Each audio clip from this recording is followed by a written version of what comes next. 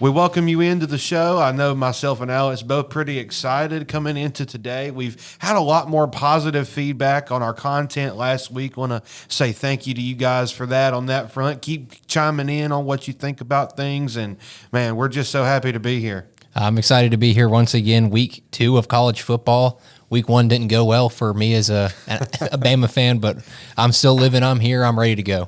Yeah, absolutely. I think it's safe to say for our audience that neither one of us guys are all or nothing with football. Yeah, we're upset. Yeah, we're disappointed if it doesn't go on our way. But at the end of the day, it's just a sport, and there's a lot more to this life than what we watch on TV. However, we'll get to that game momentarily. How about Auburn? We'll start things off with the victorious Tigers. They get the job done over Baylor. 2 scores, which is basically what I said on our podcast last week. And maybe not offensively, Alex, the way I would have envisioned it to have been done. But it was really good to see Auburn getting back to the roots of running the football.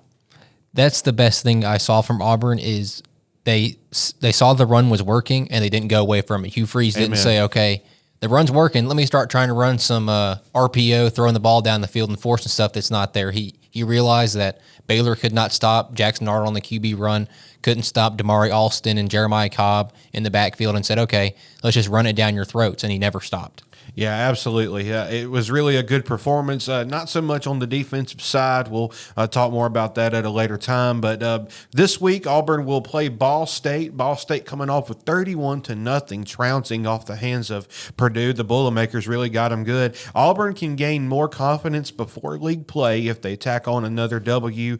Jackson Arnold did look like a capable quarterback. We just talked about him a little bit. 3rd quarterback to rush for 130 and 2 touchdowns in a debut since guy named Nick Marshall, and before that, a guy named Cam Newton. So I think that's pretty good company. Yeah.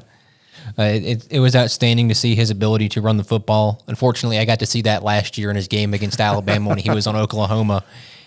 It's mind-boggling to me that Dave Aranda didn't game plan for Jackson Arnold's feet or make any adjustments in the game, but he made that mistake on that last run. He made that mistake, and Hugh Freeze and Jackson Arnold made him pay for it. Yeah, and I think Auburn fans, I've seen, they might be yearning for a few more downfield passing plays, but seeing how well they moved Baylor around up front, for me, I think you'll expect to see a lot more of Jackson Arnold, Damari Alston, and Jeremiah Cobb. You talked about him, definitely one of his best games at Auburn rushing the ball. Also, Darrell Robinson, the transfer from UConn, got a few carries and some power situations. I think you can expect to see a little more of that with a lesser opponent this week. Hugh Freeze is liable to probably go a little deeper into his bench a little sooner should the Tigers take care and execute of the game plan. I'd expect Auburn to get in rhythm early. Plenty of things to improve on the defensive side. I think they'll get a confident defensive unit, maybe a 45-10 type game to go 2-0.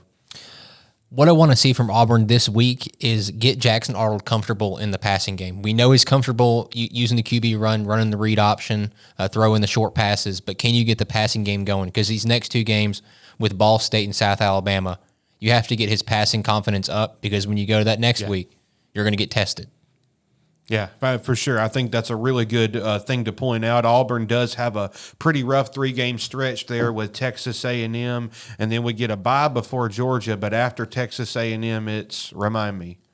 We have Oklahoma after South Alabama. So it's Oklahoma, A&M, and then Georgia.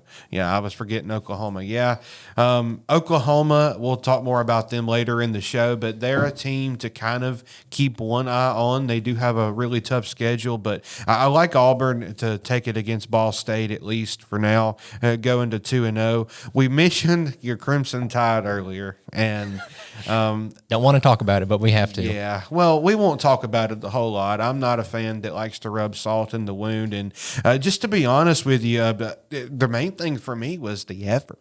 That kind of really concerned me, in particular on the defensive side. I did think Jeremy Bernard played an outstanding game. I think the defense came in prepared. The Noles did for Ryan Williams. Really wasn't a whole lot there even before his injury. But Alex, you got to like what you saw with Bernard, the connection from Simpson. When the pocket had time, I didn't think Ty looked too bad. I know that one stat came about on 247, how he held the ball for the longest time. Yeah, you want to correct that a little bit, but man, he was the only reason the fourth down play at the end was even as close as it was, because he's not as fast maybe as Jackson Arnold, but he has a lot of elusiveness and pocket awareness, and he almost extended the game for the Tide. I thought his effort was good. I thought the defense really let the Tide down. I'm not a fan that likes to criticize players' effort because I know the work that goes in during practice in the off season, in the early mornings, the late nights, but it's hard for me to sit in this room and during this podcast not criticize what I saw on the football field last weekend. Bray Hubbard, the clip's already gone viral of him jogging across the field when the receiver's down the sideline scoring a touchdown, and he's given about 50%. It was mind-boggling to me. If Nick Saban would have seen that and he was on the sideline. Are the players laughing on the last drive when it was clock it time on the defensive line, just chuckling? Yeah. And then you have a guy in Justin Jefferson who I think of the world of. I think he's super talented at linebacker, getting decleated by a Florida State tight end. I don't think I've ever seen in my lifetime a linebacker of Alabama get decleated by the opposing team's tight end. Usually it's the other way around. Reuben Foster has done that numerous times in his career. Reggie Ragland, Sean Dion Hamilton. You can go back before that with Courtney Upshaw. Rolando McClain. Yes, absolutely. The effort just was not there from that team, and considering the time you had to prepare for the game, I'm in utter disbelief of the coaching job that was done being so poor and the effort the players put out there. I talked about the keys to the game last week for Bama to win it. Contain the scrambling of Thomas Castellanos. He led the team in rushing yards, 16 carries, 78 yards, and a touchdown. Yeah. So lost that key. Remain disciplined. If you watch the game, you know they weren't disciplined at all. Linebackers were jittery as soon as the ball was snapped, even after it was, not reading the right lanes. Offensive line. Overcommitting. Yeah. Defensive line, minimal pressure. There was a couple of drives in that third quarter and that fourth quarter where they made a good push. But outside of those couple of drives, it was pretty abysmal getting pressure on the quarterback and containing him and having rush integrity. And then the last thing I said was avoid getting beat down the field by the speedy receiver being Squirrel White. And in the first drive of the game, he caught a pass on 3rd and long that put him in the red zone, and they ended up scoring. And when I saw that, I was just having Vietnam flashbacks to this podcast last week and just what I talked about. And I'm like, do I know more than the coaching staff at Alabama? I don't claim to be smarter than coaches. I never will. But I was just sitting there like, if someone that does a podcast in a small town in Alabama. Sound like some of the same questions me and Dad used to ask about Gus. If we could sit here from the couch and call it, the defense can. It blows my mind that I'm able to sit here because I'll be the first to admit I'm not some football expert, never will be. I'm just a casual fan like people listening to this podcast. I have a little bit of knowledge of football in general. And to see what I saw, I came unglued. I wanted to get on that sideline and rip the guys a new one. And the coaching staff, you watch the game, Kalen DeBoer sitting there for 95% of the game with the same squinted eyes, stupid look on his face of what's going on. There's no emotion from him, Kane Womack. Ryan Grubb's up in the booth, so you really can't see emotion from him. The players came out flat. I know you scored on the opening drive, but there wasn't that same Alabama on the field. And no, it's not a killer instinct. There never will be with Nick Saban gone. But there was no oomph from the team. It just felt like they were out there and they were there. They existed on the field with Florida State. And Florida State came out there with the killer instinct. I've got something to prove. We were 2-10 last year. Everybody's saying this is a shoe-in win for Alabama. Well, guess what? We're not a slouch this year. We got 2 new coordinators, a new quarterback, and we have some weapons. And they just stuck it to Bama, and Bama didn't know how to respond. And Kane Womack, again, it was like the Vanderbilt game last year. Couldn't stop the run, couldn't stop the RPO, the read options, the downfield passes. And while that falls on Kane Womack himself because he didn't prepare the team well enough, the players didn't execute either. Yeah. So it doesn't fans don't need to be blaming the coaching staff by themselves because who knows, maybe they did prepare them, but the players didn't give the effort they needed to do for Bama to win a football game. And it falls on both of them. They have to look themselves in the mirror and figure out what to do to turn the page in this book because you can't look at this game and look at the way you lost and go, well, season's over. We're 0-1. You still got a whole season left to play. It's easy. You can be sitting here at the end of the year and be 11-1 and making the college football playoff. But it's easy to be here at the end of the year and be 5-7, not making a bowl game. It becomes the mentality of the coaching staff and the roster to say, this is not the end of the season. This is just one game. We have to turn it around and make that change. Yeah, we have to turn it around and the oomph. You kind of are going off of what I was going to say next, and a killer instinct dog mentality.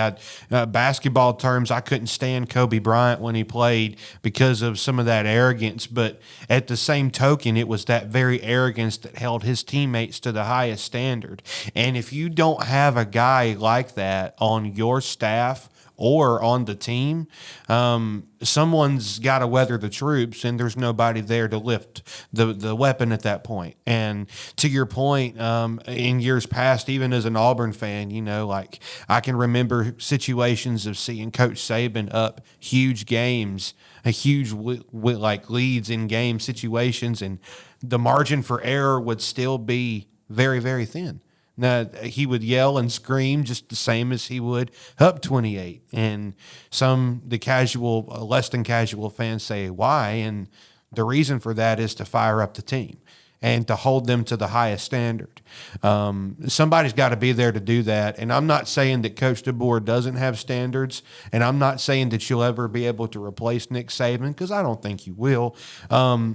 However, if I was Tide fans, I'd be a little concerned right now about the habits that are starting. Yes, it ends with the players. They can always execute, but the habits that you carry into a game are a result from what's allowed at practice, right? It's like what you allow will continue. So it's kind of on the players and the coaches. It's a collective effort, like you said.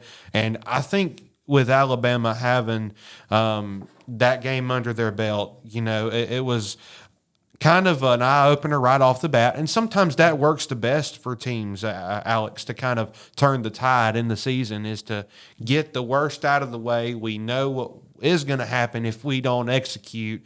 We can't do that again. Got Louisiana Monroe playing a very ticked-off Alabama defense. I think the Tide bounced back to, those ways of taking care of lesser opponents and getting the job done here for some confidence. I hope for Kalen DeBoer's sake and the coaching staff's sake, and really even the players' sake, that they turn it around this week. Because if we see a Bama team that comes out flat like they did last week and they just kind of skate by UL Monroe, heads will roll. If it's not this week, it'll be next week. You cannot come out against a team you're supposed to beat and play the way that Alabama has played against those teams the past couple of years. You go to USF, the rainy game when Ty Simpson had to come in and bail them out. I know it's not under Kalen DeBoer, but that was rough. Last year against USF, I know the margin was pretty large, but a lot of that game was pretty close going up into the third and fourth quarter, and then Alabama separated themselves from the pack and had Byron Brown, who we're going to talk about later with USF, hit a couple downfield shots. Alabama could have easily gone into halftime down to USF at home last year.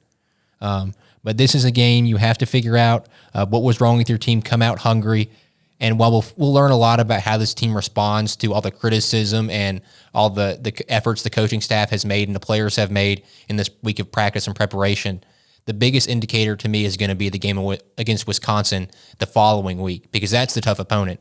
UL Monroe is going to be tough, but the big test is going to be Wisconsin, because that's the game before Georgia. Does the team come out there if they do beat UL Monroe, do they come out there complacent and saying, okay, well, we just thumped UL Monroe, we're doing the same thing in practice this week, we're going to come out there and do the same thing to Wisconsin? Or do they have that same killer mentality of, we still have something to prove, people are doubting us, saying Nick Saban's gone, we don't have anybody to save us, this Bama team is not what it used to be, Bama's going to take a downward spiral, Kalen DeBoer is not the guy? Can you respond to that and continue the killer instinct and the preparation you did in the UL Monroe week and beat Wisconsin and continue to hit those wins over and over again against the schedule? Yeah, I think that's right on point. I think you could see a tactic that the coaching staff could take a page out of, Clemson's playbook whenever they went back and played Alabama the next year and beat them, and they all took pictures of the scoreboard. What Tommy Castellanos did was talk his talk and then back it up. Here's what the guy said about you. Here's what you did to prove him right.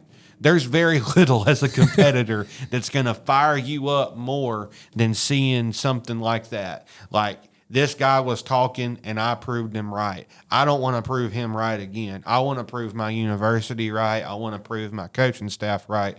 I think you're exactly right there. I think Alabama will definitely take a step upward this week. How about another exciting game on the horizon? Michigan and Oklahoma. This is one that I think could very sneakily be a really good contest. You have two teams, each with a new quarterback. The very talented freshman from Michigan, Bryce Underwood. I mean, is he as advertised, Alex? He looked pretty good. And I know it was against a subpar opponent in New Mexico, but he looked the part. He was prepared. He slung the ball around the field, limited himself with mistakes, and he was the part. And so was John Mateer, man. A really good performance. Only threw like 3 or 4 incompletions and 7 total, 30 of 37. 30 of 37. That's good for 37 passing attempts. Yeah, I mean that's over 65%, isn't it? Yeah, that's really efficient and a blowout win for the Sooners. They do have, I think, maybe just as many weapons as Michigan. I think Michigan's pretty good in that category, especially when you talk about getting the ball in the open field to their running backs to let them make plays. But this is a game that in Oklahoma, I think the defense probably for the Sooners is the difference. I think they have a little too much on that side of the ball, and I think Oklahoma wins a close one. Like we just talked about, Bryce Underwood played stellar against New Mexico, but the guy that stood out to everybody in the college football world was the Bama transfer at running back, Justice Haynes. He finished with 16 carries, 159 yards, and 3 touchdowns. And anybody that's watched Michigan, either under Jim Harbaugh or Shamar Moore, he's going to run the football. He's going to run it down your throat until you're tired of it. He's not going to lean on the quarterback 95% of the time like other coaches do, like Kalen DeBoer did with Ty Simpson against Florida State. He's going to run it until you're tired of seeing him run the football. And if he's having success, Bryce Underwood might throw 10 passes in this football game. Oklahoma, their run attack against Illinois State was putrid. And I understand they were playing 2 freshmen. They were down 2 starters. But you have your best running back in Jaden Ott finish with 1 carry for -3 yards. And then your other running back, Javonte Barnes, 7 carries for 9 yards. And Jaden Ott was one of the more underrated transfer portal pickups. And to think you give him 1 carry is pretty astounding. Yeah. So for the key for Michigan is going to be to establish the running game, control that time of possession in a hostile environment, shrink the pocket on John Mateer, because if you watched Washington State last year where Mateer was at, when teams shrank the pocket on him and they did not lose contain, that's going to be the big thing, is shrink the pocket, but don't lose contain, because if you lose contain, he's going to run. He's a scrambling quarterback. So shrink that pocket on him, make him make a bad decision, throw over the middle and into that defense, and don't lose that contain. Then for Oklahoma, disguise your defensive coverages to confuse Bryce Underwood, because Bryce Underwood, while he played great last week, played New Mexico. New Mexico is not Oklahoma's defense. And Brent Venables is known to be a very, very, very good defensive coordinator. So disguise those coverages, make him second guess his decisions when throwing the passes, and shut down the run game. If you can shut down the run game and make a true freshman quarterback beat you in a hostile environment, you will be set up for success. Absolutely. I think Oklahoma is a really good team. We talked about their schedule multiple times.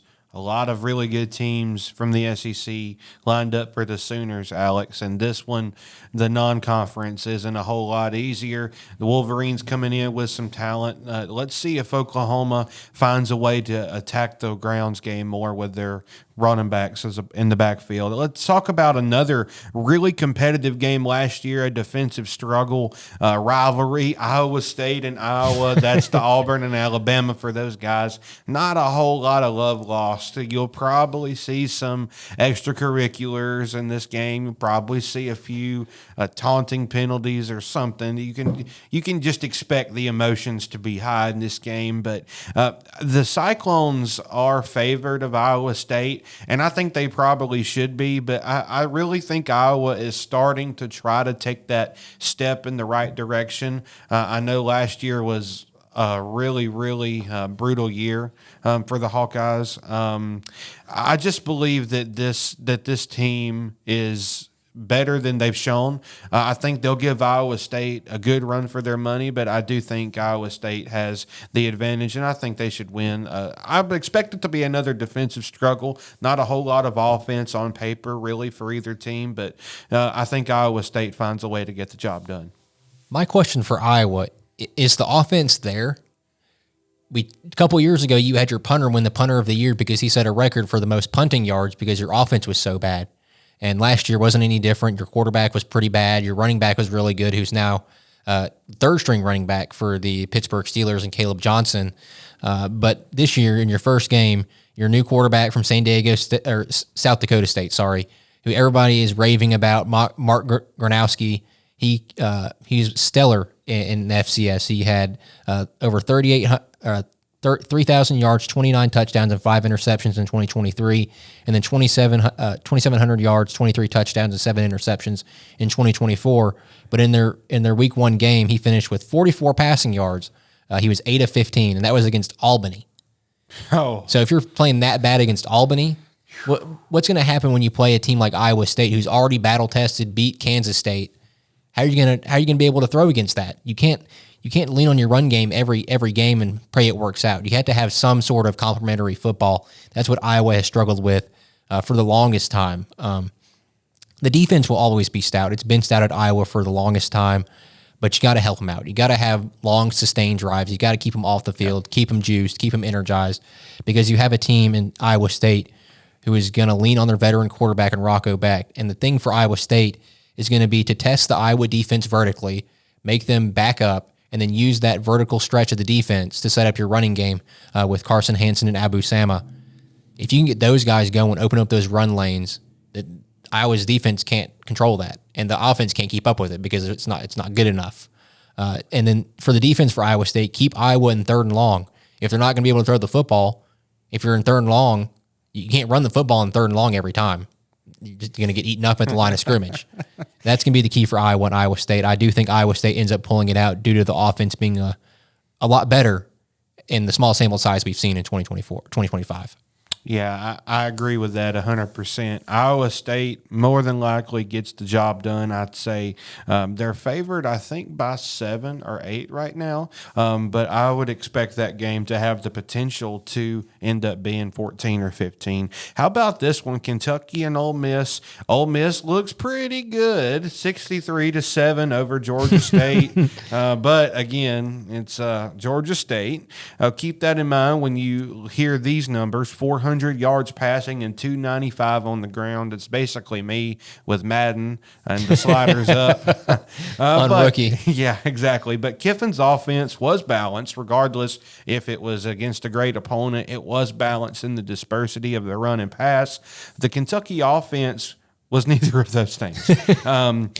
It begs a question, how will this be a game? But honestly, this is a similar matchup as it was last season, in my opinion. Ole Miss loves going tempo. They like to go fast. They like to score points.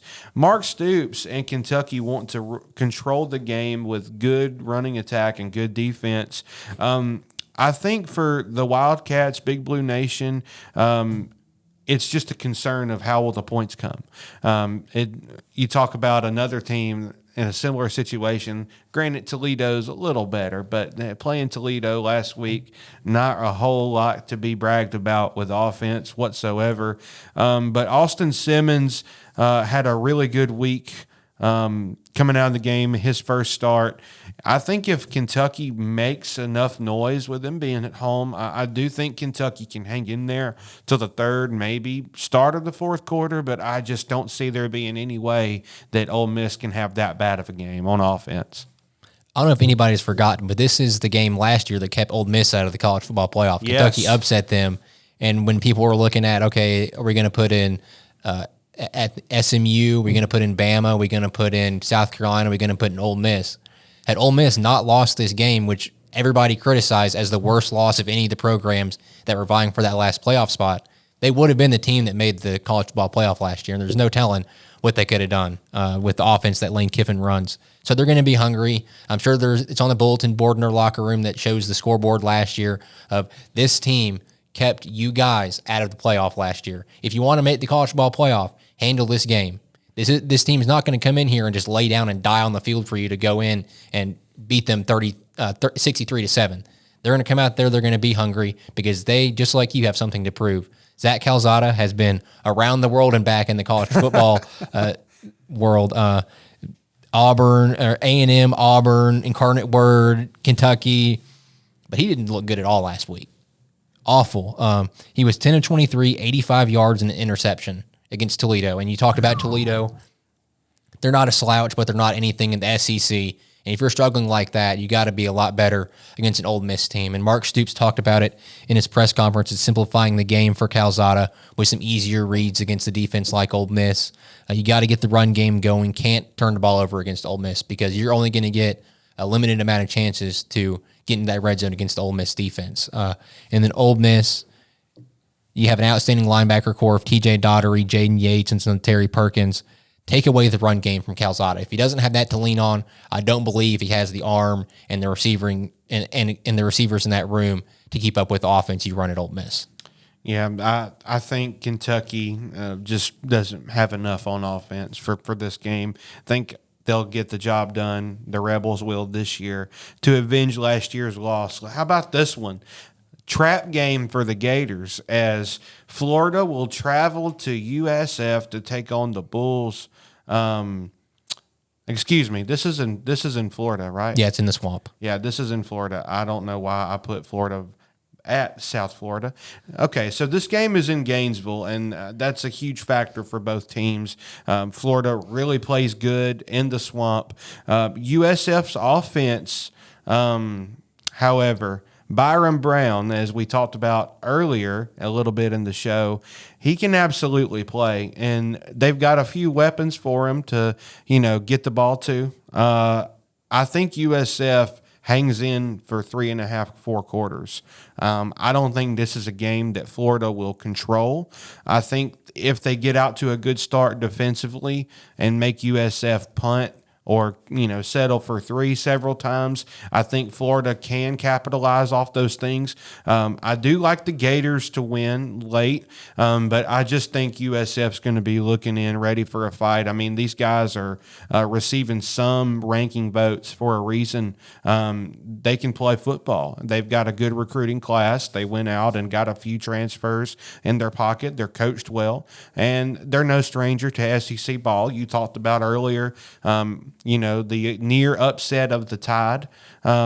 So I think this is a game that USF can stay in. But, however, I think DJ Lagway and the weapons that Florida has added, how about that catch last week? for that was maybe the most exciting Florida Gator catch is maybe the game winner against Georgia. Remember that maybe. Yeah, that was a good one. I think Florida finds a way to get the job done.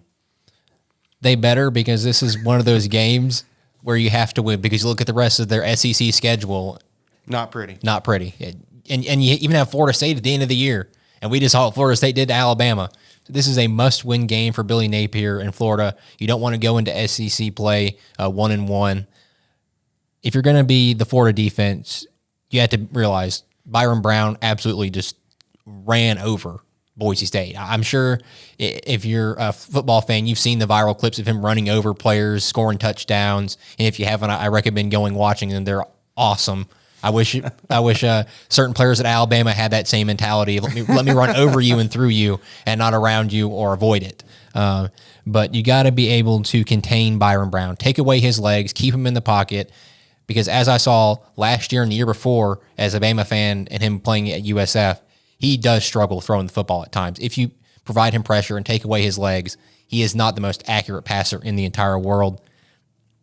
Don't lose contain on him, like I said, and do your job and stick to your assignment. Don't play hero ball. Don't go out there and run a rush lane that's not your job. Don't overcommit to this side of the football field when your job is this side of the football field. Don't play hero ball. Stay in your lane and do your job. That's what I wish Bama players would realize, is just do your job. If you do your job and somebody else fails at their job, then that's their fault. That's not your fault. If you try to overcommit and overcompensate for their ineptitudes, then that becomes your problem, and it's a whole other issue. Just do your job against Byron Brown. Take away his legs. Make him throw the football because he's not the best passer in the world. And if you're USF, Don't let Florida get out to an early lead. Don't let them get out to 14-0, 21-0 in the Swamp. If you do that, it's going to be a white flag waving because that crowd's going to get rowdy. They're going to get all into that game. And I don't think USF is going to be prepared for that type of environment and play mistake-free football. If you give them a turnover, again, it's just going to be the Swamp's going to get rowdy. Can you deal with that crowd noise? I don't think USF can. I think Florida gets out of this game narrowly. I do think USF comes in with a great game plan, and they're able to keep it close in at least 3 quarters. But I think that fourth quarter, like it happened to them at Alabama last year, gets them, and Florida ends up winning. Yeah, no doubt about it. I think that Florida may be the second or third toughest place to play in the SEC. I don't know. There's different opinions on that, but it's definitely held in a high regard. Nobody wants to go there to play a football game. How about this one? Mississippi State and Arizona State. So bottom tier of the SEC facing an Arizona State team, which I think is poised to have another good year this year. Me and you talked about last year against Texas. They nearly found a way to get the job done without their best player on the outside in Jordan Tyson. And I think Cam Scattaboo was the story, but Cam Scattaboo was not it. And I think people will start to see that for the Sun Devils this year.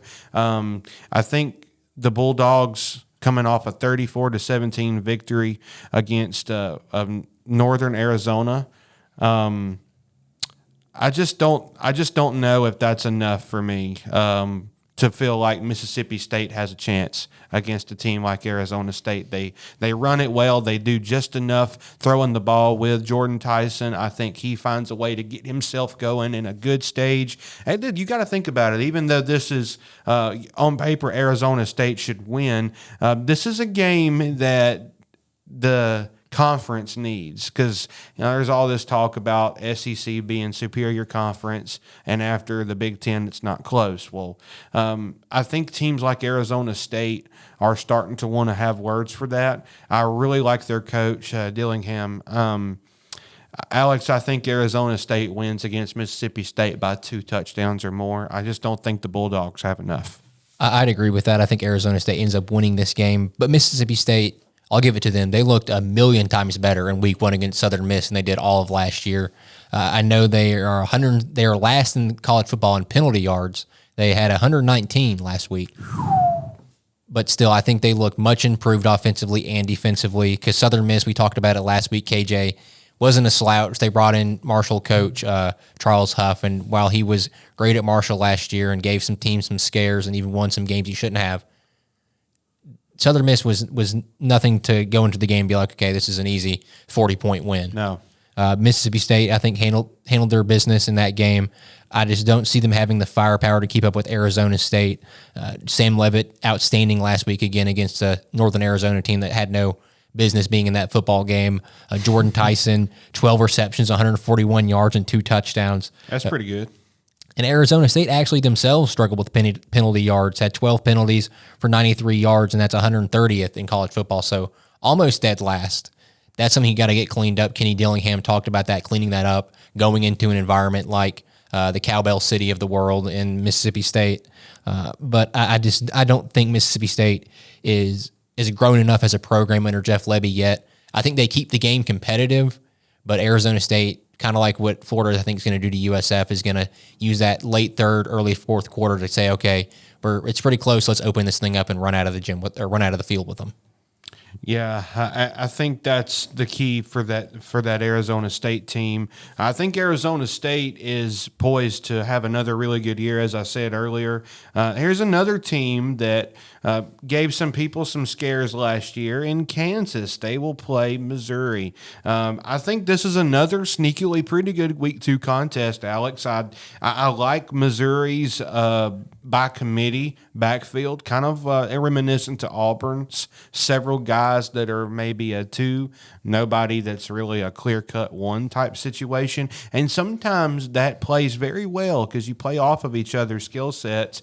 And I like Missouri's offensive line in this game versus the Kansas Jayhawks defensive line. However, the linebacking core for the Jayhawks is very good. One of the best at not missing tackles anywhere in football, actually. I think this team has a very good pass rush led by players like Dean Miller. DJ Withers has the potential to create significant pressure on the quarterback, but they do maintain a lot of good defensive rotation pieces.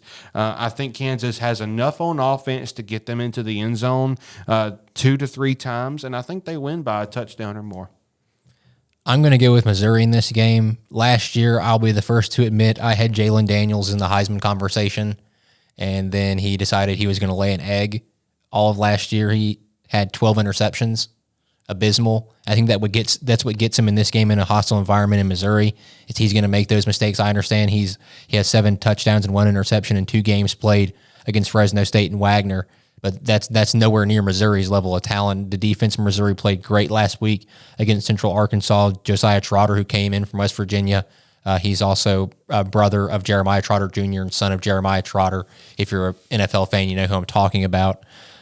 I just think Missouri, Bo Prabula looked awesome last week. Sam Horn's done for the year probably, so he wins that quarterback battle by default, unfortunately for Sam Horn. You talked about the running game of Ahmad Hardy and Jamal Roberts. I just love what Eli Drinkowitz has done with that program. They gave him the time he needed to build it back up. There was a lot of fans a couple years ago before he turned it around saying it's time to make that change, but he answered the bell and got that team back on track. I just don't think Kansas has enough, and Jalen Daniels is going to make mistakes that Bo Prabula won't, and the home crowd's going to make Kansas pay. Yeah, we'll see how that one plays out for Missouri. How about this one? Virginia Tech and Vandy. You know, the teams that the V teams. Vandy coming off of a good win. Virginia Tech playing South Carolina. I thought they would upset them. And for 3 quarters, Alex, they didn't buck down. They really lined up and played pretty good defense. Just what we said about their offense, maybe not quite having enough. That rang true as well. And I think that is a disadvantage for them coming into a game versus Vanderbilt. You can pretty much chalk up Diego Pavia and the tight end connection that he has. You can pretty much chalk that up for a 300-yard duo most games in Eli Stowers. I just really like those two on the same team. And I know that SEC defenses are absolutely tired of it. And they shredded Auburn and just really played inspiring football. You talk about Eli Drinkwitz, who I think has done a pretty good job given the circumstances. How about what Clark Lee has quietly done for Vanderbilt? And they're getting some pretty good looks in recruiting. I think this is a much improved Vanderbilt team. They do have a tough schedule as well this year. But I like Vanderbilt in this game. I think they win by 7 or 10.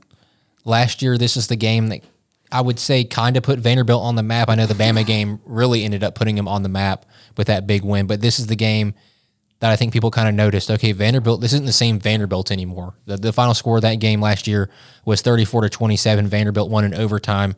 I know they almost blew a 17-point lead.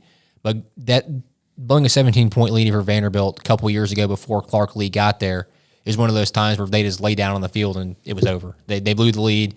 It's Vanderbilt. It's going to happen. They blow big leads, stuff like that. But this is the different Vanderbilt team. They dominate time of possession, and if they're going to beat Virginia Tech this year, keep your foot on the gas. If you go to that 17-point lead, don't go, okay, we got a 17-point lead. Let's just lighten up here. Let's just burn some clock. If we're third and 7, let's just run the ball, la, la, la, la. No, keep your foot on the gas and go. Beat them by 40 if you have to. Not saying that will happen, but just keep your foot on the gas. Use your weapons like Eli Stowers and Junior Sherrill at the receiver positions. In Virginia Tech, the defense you talked about at KJ against South Carolina played well enough for them to win that football game. It was just the offense was abysmal.